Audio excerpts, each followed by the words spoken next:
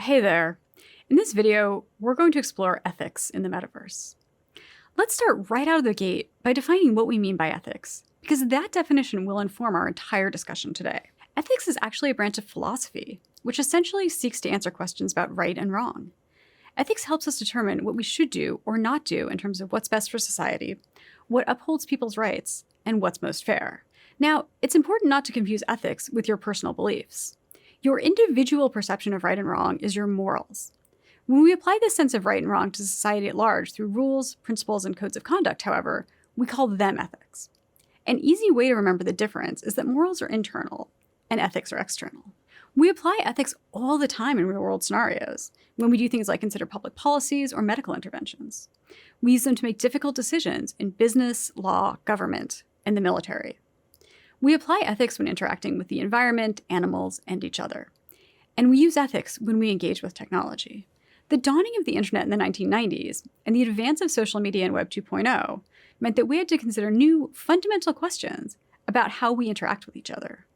We had to establish rules and norms for how we behaved online. That's because, while technology is neutral, it's inherently neither good nor bad. When we add humans into the equation, we begin to wrestle with ethical questions, like what acceptable online behavior looks like, and how we can and should demonstrate respect for others online. As you can imagine, the metaverse raises even more ethical questions, ones we haven't thought about before because we haven't had to. The metaverse is a proxy for society. It's a new way of being in community with those around us. And it's going to enable us to do that in ways we've never done before. New questions raised by the metaverse include those surrounding identity and ownership. Embodied avatars give us the opportunity to define ourselves in the metaverse in whatever way feels right. When I make my avatar, am I supposed to be me? Am I free to be someone else? And are there limits to what someone else means?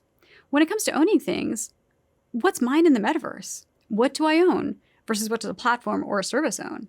On the internet today, there are a handful of very large tech companies who control a lot of what we see and do. For example, for many of us, because we use our Facebook, Google, and Apple accounts to log into so many places, it can be difficult to establish an online presence separate from those identities. As we've discussed frequently throughout this course, the concept of decentralization is key to an open and interoperable metaverse.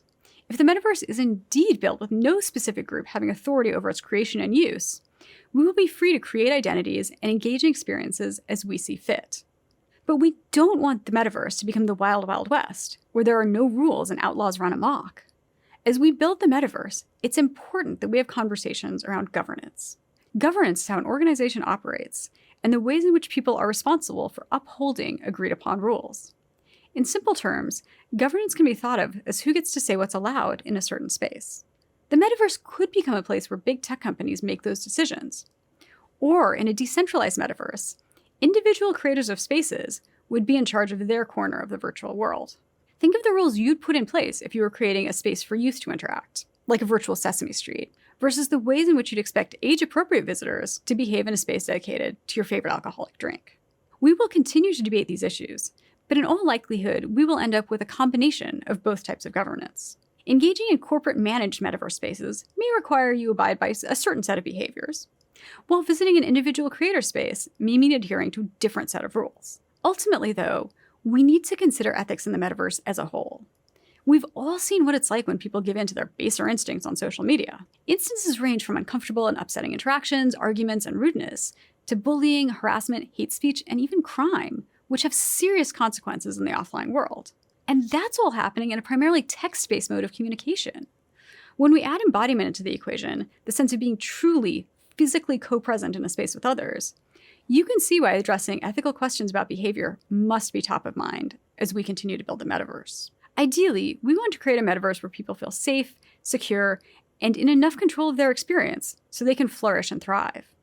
To make that vision a reality, we need to make collective decisions about what both good and bad behavior look like, and provide tools and resources that support users when things go wrong. As we wrap up this module, I hope you'll take some time to think about what an ethical metaverse looks like to you. After a quick quiz, you'll be headed off to our final module, where you'll explore how the metaverse will be built. Enjoy!